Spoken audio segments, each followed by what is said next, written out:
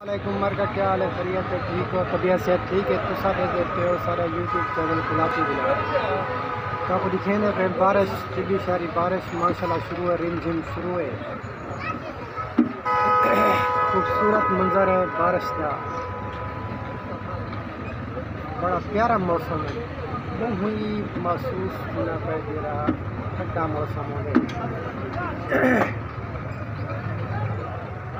क्या बात है, मौसम लोग इंजॉय करने वाले मौसम करने का भी आ गए ना, जूस गन्ने वाला जूस ठंडा।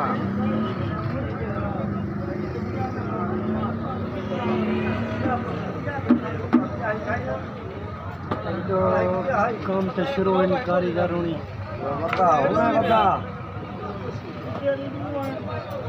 लगा खड़ा रोटी को।